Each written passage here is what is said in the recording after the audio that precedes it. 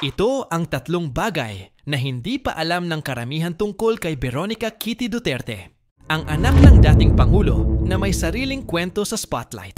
Una, si Kitty ay bunsong anak ni dating Pangulong Rodrigo Duterte at Honeylet Avancenia.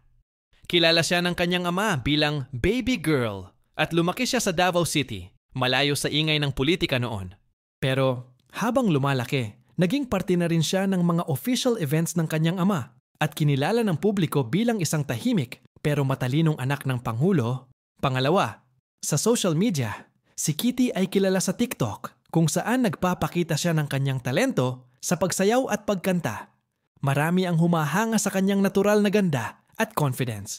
At kahit may mga bashers, nananatili siyang totoo sa sarili.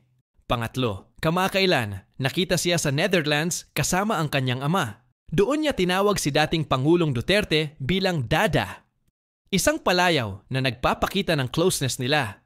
Sa kabila ng lahat ng kontrobersya, nanatili siyang suporta at kasama ng kanyang ama, saan man ito naroroon.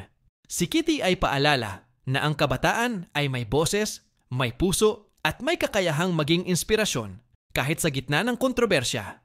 Kung gusto mo pa ng ganitong kwento, follow mo ang Philippine Issue at suportahan ang kabataang Pilipino.